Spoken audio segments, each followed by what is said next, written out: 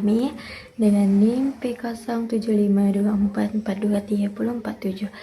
Di sini saya dari kelas 3A Sarjana Terapan Kebidanan. Di sini saya akan menjelaskan definisi persalinan dan asuhan kebidanan. Persalinan proses di mana janin, plasenta, dan selaput ketuban dikeluarkan dari rahim ibu melalui jalan lahir. Persalinan dianggap normal jika terjadi pada usia kehamilan yang cukup bulan, yaitu 37-42 minggu tanpa adanya penyulitan.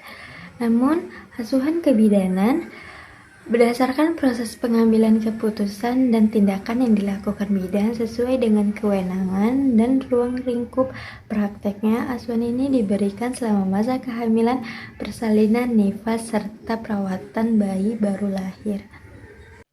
Yang kedua, tujuan asuhan kebidanan. Tujuan utamanya adalah menjamin kepuasan serta keselamatan ibu dan bayinya sepanjang siklus reproduksi. Tujuannya di sini ada yang pertama, meningkatkan dan memelihara kesehatan ibu dan bayi secara fisik, mental, maupun sosial, memberikan dukungan asuhan dan nasihat kepada ibu selama kehamilan, persalinan, dan masa nifas, dan membantu ibu merencanakan persalinan yang aman di fasilitas kesehatan dengan penolong yang kompeten. Yang ketiga di sini ada mekanisme persalinan. Persalinan normal umumnya melewati 3 tahap. Tahap pertama adalah pembukaan, yang terjadinya kontraksi uterus yang teratur sehingga menyebabkan penipisan dan pembukaan leher rahim atau serviks hingga mencapai 10 cm. Fase ini terbagi menjadi fase laten dan fase aktif. Yang kedua, pengeluaran bayi. Setelah pembukaan lengkap, ibu akan mendapat dorongan untuk mengedan. Pada tahap ini, otot panggul mendorong bayi keluar melalui vagina. Tahap yang ketiga, pengeluaran plasenta. Setelah bayi lahir, plasenta akan dikeluarkan dari rahim bidan atau dokter yang membantu proses persalinan. Yang keempat ada anatomi panggul wanita. Panggul wanita secara anatomis lebih lebar dan lebih dangkal daripada panggul pria.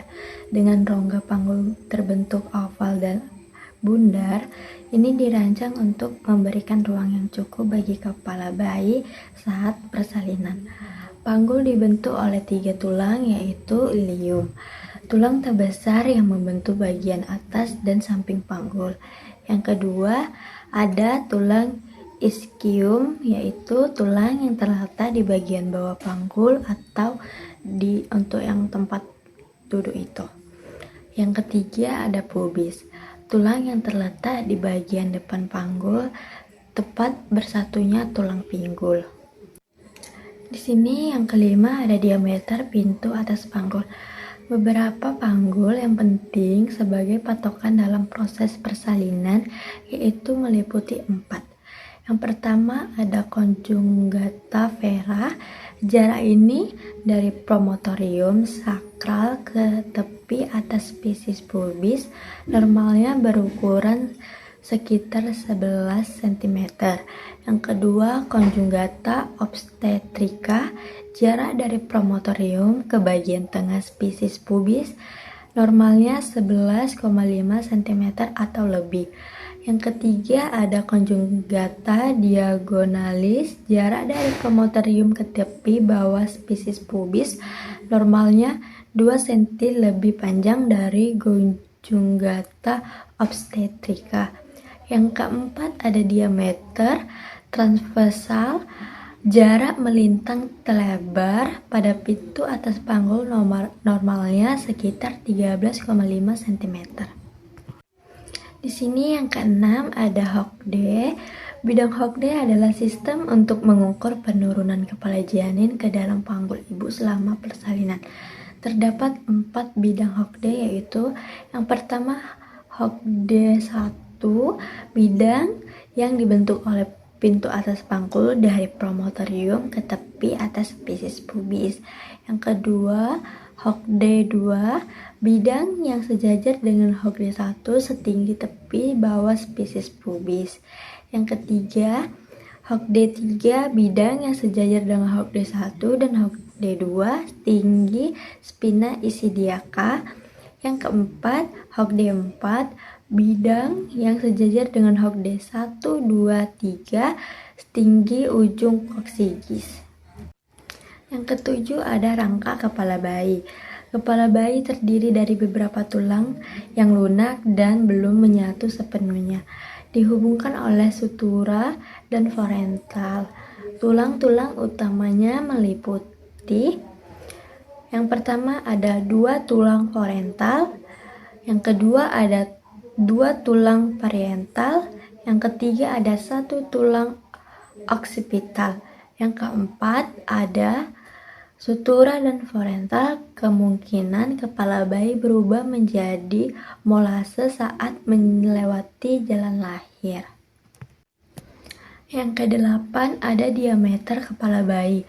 Ada beberapa ukuran diameter kepala bayi yang penting dalam persalinan, yaitu yang pertama ada diameter occipitobregmatica, jarak dari bawah tulang oksipital ke ubun-ubun besar. Yang kedua ada diameter submentobregmatica, jarak dari dagu ke ubun-ubun besar.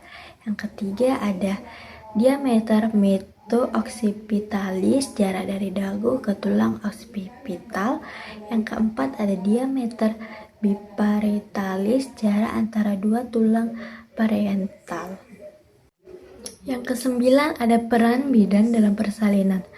Apa sih peran bidan dalam persalinan? Peran bidan dalam persalinan itu sangat penting. Yang pertama, mitra ibu, memberikan dukungan asuhan dan nasihat kepada ibu. Yang kedua, penolong persalinan atau memimpin persalinan secara normal. Yang ketiga ada deteksi dini, mendetektifikasi komplikasi pada ibu dan anak. Yang keempat ada penanganan kedaruratan, yaitu dia memberikan pertolongan pertama pada kasus kegawat daruratan kebidanan. Yang kelima ada memberikan edukasi, memberikan konseling tentang perawatan bayi baru lahir, menyusui, dan keluarga berencana. Yang ke-10 ada asuhan bayi baru lahir. Asuhan ini diberikan segera setelah bayi lahir hingga beberapa minggu pertama kehidupannya. Beberapa aspek pentingnya antara lain ada 5. Yang pertama ada inisiasi menyusui dini atau IMD, yang meletakkan bayi di dada ibu sesaat setelah lahir. Yang kedua ada perawatan tali pusat, menjaga kebersihan tali pusat hingga putus. Yang ketiga ada menyusui, memberikan edukasi dan dukungan menyusui eksklusif. Yang keempat ada perawatan kebersihan, mengajarkan ibu cara memandikan dan mengganti popok. Yang kelima ada pemantauan kesehatan atau memantau berat badan, lingkar kepala, dan tanda-tanda vital bayi. Yang ke-11 ada kunjungan neonatus. Kunjungan neonatal adalah pelayanan kesehatan yang diberikan pada bayi baru lahir dari 0 sampai 28 hari untuk memantau tumbuh kembang dan mencegah komplikasi sesuai standar. Kunjungan ini dilakukan minimal 3 kali. Yang pertama 6 sampai 48 jam setelah kelahiran. Yang kedua 3 sampai 7 hari setelah kelahiran. Yang ketiga 8 sampai 28 hari setelah kelahiran. Yang ke-12 ada kunjungan nifas. Kunjungan nifas adalah pemeriksaan yang dilakukan pada ibu setelah melahirkan hingga 42 hari pasca persalinan.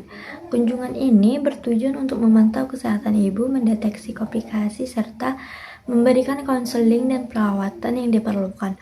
Kunjungan nifas idealnya dilakukan 4 kali. Yang pertama 6 jam sampai 2 hari pasca persalinan. Yang kedua 3 sampai 7 hari pasca persalinan.